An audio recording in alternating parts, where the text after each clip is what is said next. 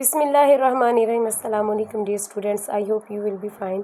5 class की English की book हमने स्टार्ट की हुई है और यूनिट नंबर 1 जिसका नाम है पेशेंट्स, हमने लास्ट वीडियो में इसकी रीडिंग और ट्रांसलेशन उर्दू के साथ हमने कंप्लीट कर ली है।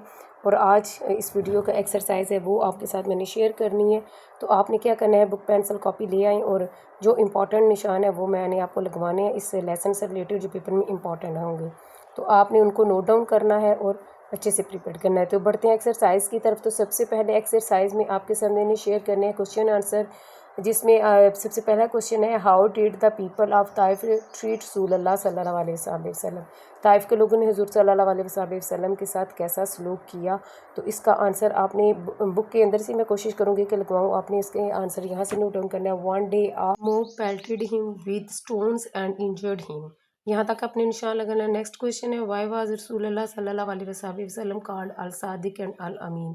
हजूर सल्लल्लाहु अलैहि वसल्लम को अल सादिक और अल अमीन क्यों कहा जाता था। तो इसका आंसर आपने यहाँ से नोट डाउन करना है।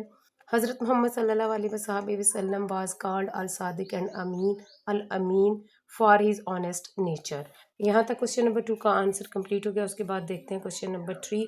क्वेश्चन नंबर 3 है, हाउ डिड रसूलुल्लाह सल्लल्लाहु अलैहि वसल्लम ट्रीट हिज कंपोनेंट्स। हजूर सल्लल्लाहु अलैहि वसल्लम ने अपने दुश्मनों के साथ कैसा बर्ताव किया या कैसा सलूक किया। तो इसका आंसर आपने यहाँ से नोट डाउन करना है। ही सल्लल्लाहु अलैहि वसल्लम always pray to Allah to guide people towards his right path and forgive them. उसके बाद नेक्स्ट क्वेश्चन है, read the given sentences and notice the use of digraph, trigraph and silent letters.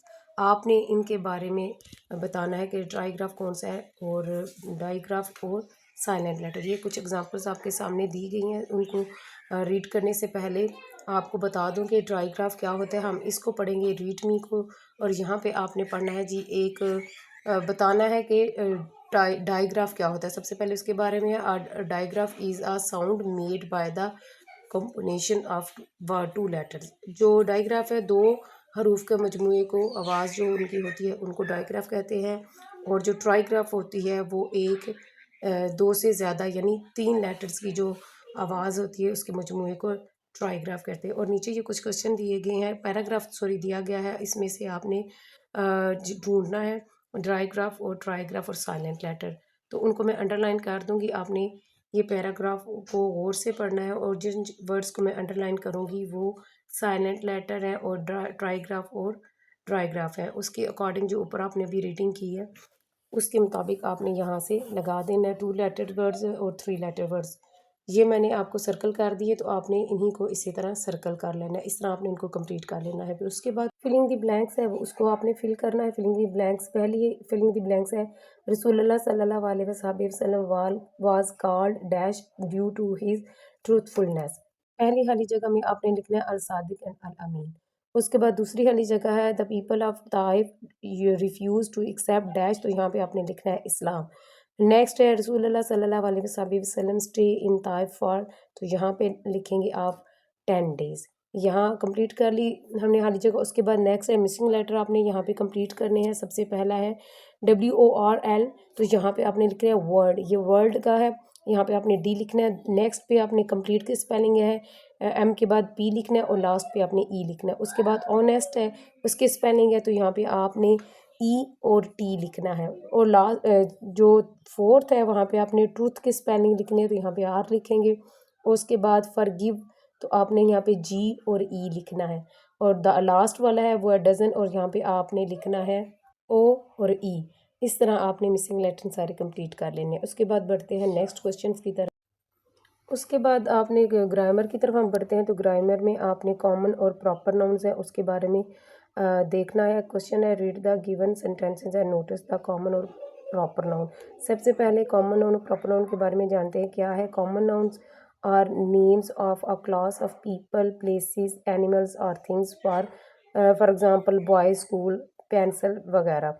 और proper noun क्या होता है जी, proper noun the name of a particular person, place, animals और thing, they always start with the capital letters. Question आगे दिया गया है, underline the nouns in the given sentences and right इधर दे आर कॉमन और proper nouns. आपने बताना है कि इनमें से कॉमन नाउन और प्रॉपर नाउन कौन सी हैं।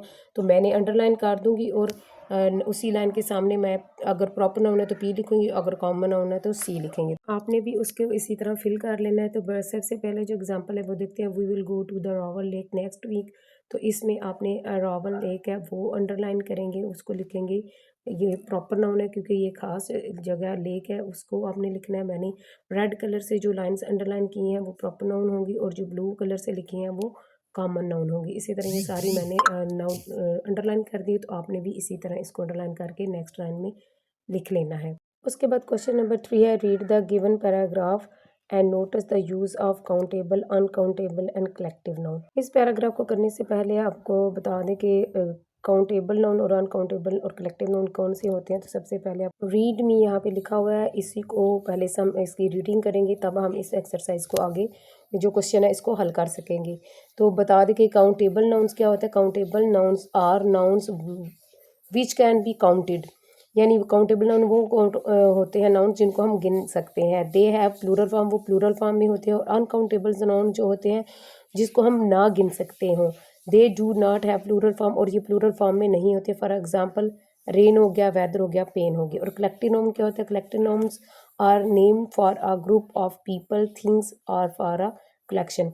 किसी भी चीज़ के या इंसानों के या चीज़ के जो ग्रुप होता है या ग्रो होता है उसको कलेक्टिव नाउन कहा जाता है। तो अब इसके अकॉर्डिंग हमने समझ लिया कि जो काउंटेबल होता है जिनको गिना जा सकता है, और अनकाउंटेबल जिनको नहीं गिना जा सकता। और कलेक्टिव नाउन किसी चीज़ या ग्रो के जो ग्रुप होता है उसको कलेक्टिव नाउन कहा जाता है। ये सारी जो ब्लू कलर से लिखा है वो सारे काउंटेबल और कलेक्टिव नाउन है, और जो पिंक कलर से लिखा गया है ये सारे काउंटेबल नाउन है जिनको गिना जा सकता है। अभी मैं अंडरलाइन करके आपको बता देती हूँ कि कलेक्टिव नाउन इनमें से कौन से है। टी और जो एक्सपीरियंस है ये कलेक्टिव नाउन में आएगा क्योंकि इनको हम ये एक ग्रुप की शक्ल में आता है। उसके बाद क्वेश्चन नंबर 4 है कि आपने आर्टिकल दिया गया ए और एन, उसका आपने यूज़ करना है। Read the given paragraph and notice the use of articles. A और एन किन जगह पे इस्तेमाल किया जाता है उसके लिए हम रीड मी को पढ़ेंगे। सबसे पहले आपको बताएंगे कि किन चीज़ों पे ये लिखा जाता है, लेकिन ये आपको पहले से भी आता होगा, आसान है, मुश्किल नहीं, क्योंकि हम काफ़ी पिछली जमातों में पढ़ चुके हैं कि ए जो होता है वो कॉन्सोनेंट वर्ड्स के साथ आता है, और एन जो होता है वो वावल वर्ड्स के साथ आता है। इसी के मुताबिक हम इस सारी खाली जगह को फिल करेंगे। सबसे पहले सेंटेंस है वो है, there is dash book on the table. जो अब ब्लैंक्स के बाद जो बुक है वो बी कॉन्सोनेंट वर्ड है, तो इसलिए यहाँ पे हम पहली वाली जगह में ए लगाएंगे क्योंकि बुक का जो है वो वावल वर्ड से स्टार्ट नहीं हो रहा। उसके बाद नेक्स्ट है, सारा had dash egg for breakfast. अब जो एग है वो ई वावल वर्ड्स में आता है। वावल वर्ड्स आपको आते होंगे AEIOU, तो इसलिए हम यहाँ पे एन लगाएंगे। उसके बाद नेक्स्ट वर्ड है, please give me dash Apple. अब जो एप्पल है वो भी वावल वर्ड से स्टार्ट हो रहा है, इसलिए एन लगाएंगे। नेक्स्ट है, I saw dash small cat in the party. तो वहाँ पे भी तो वहाँ पे भी ये स्मॉल है, जो कॉन्सोनेंट वर्ड है, यहाँ पे ए लगाएंगे। लास्ट है, Maria bought a dash umbrella, तो यहाँ पे लगाएंगे एन अम्ब्रेला। इस तरह हमने ये कंप्लीट किया। उसके बाद नेक्स्ट क्वेश्चन है, put the following adjective in the correct boxes. ऊपर आपको एडजेक्टिव दिए गए हैं, आपने इनको उसी के अकॉर्डिंग जो चीज़ें दिए गए हैं उनमें आपने ये सारी पुट करने हैं। एडजेक्टिव क्वालिटी दी गई है, शेप दिया गया, कलर दिए गए, ओरिजिन दिए गए, साइज़ और क्वांटिटी। इंटेलिजेंट और ट्रूथफुल है वो आएगा क्वालिटी में। उसके बाद ओवल और जो राउंड है वो साइज़ में आएंगे, शेप में आएंगे। इसी तरह ये सारी चीज़ें आपको मैं बता दूँ, अमेरिकन चाइनीज़ वो आएंगे ओरिजिन में। उसके बाद लार्ज और शॉर्ट आएगा, वो साइज़ वाले में आएगा, एडजेक्टिव ऑफ साइज़ में। उसके बाद वन और फ्यू वो लास्ट वाले में आएगा क्वांटिटी में। इस तरह ये सारे हमने फिल कर लिए, आपने भी इनको ध्यान से फिल कर लेना है। सो डियर स्टूडेंट्स, इस वन चैप्टर है जो पेशेंट्स, उसकी एक्सरसाइज हमने कंप्लीट कर ली। अब आपके साथ में इंपॉर्टेंट क्वेश्चंस और MCQs वगैरह जो पेपर से रिलेटेड हैं वो मैं आपके साथ शेयर करूँगी, तो आपने ध्यान से नोट करना है। आपको एक पैसेज दिया जाएगा और आपने उसकी पैसेज के नीचे जो आपको MCQs दिए जाएंगे उस पैसेज में से आपने पढ़ के ध्यान से उनके आंसर लगाने हैं। तो सबसे पहले आपके साथ शेयर करती हूँ MCQs नंबर 1। MCQs नंबर 1 है, हाउ मैनी डेज डिड रसूलुल्लाह सल्लल्लाहु अलैहि वसल्लम स्टे इन ताइफ। तो यहाँ आपने आंसर लगाना है 10 डेज।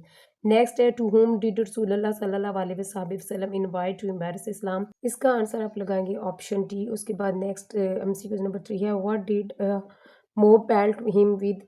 तो इसका आंसर आप लगाएंगे ऑप्शन ए बबल्स। उसके बाद नेक्स्ट MCQ नंबर 4 है, हु अपीयर्ड बिफोर रसूलुल्लाह सल्लल्लाहु अलैहि वसल्लम, तो इसका आंसर आप लगाएंगे option B an angel. Next है लास्ट है, for which city did the angel seek his permission to destroy, तो इसका आंसर आपने लगाना है ऑप्शन नंबर बी। उसके बाद नेक्स्ट क्वेश्चन है, चूज द करेक्ट ऑप्शन। पहला MCQ है, proper noun start with a letter, तो इसका आंसर आप लगाना है ऑप्शन बी। MCQ नंबर 2 है, which is the common noun, तो इसका आंसर आप लगाएंगे ऑप्शन सी। नेक्स्ट है, a is use before are nouns starting with a, तो इसका आंसर आपने लगाना है कॉन्सोनेंट्स। उसके बाद नेक्स्ट है, टिक द एडजेक्टिव, तो इसका आंसर आप लगाएंगे ऑप्शन नंबर बी। और लास्ट वाले MCQs का आपने लगाना है ऑप्शन सी। इस तरह ये सारे क्वेश्चन मैंने आपके साथ शेयर कर दिए जो इस लेसन में इंपॉर्टेंट है, पेपर में इस तरह आ सकते हैं। इसी तरह आपने इसको अच्छे से याद कर लेना है और मुझे अपनी दुआ में ज़रूर याद रखना है। नेक्स्ट वीडियो के लिए अल्लाह निगहबान।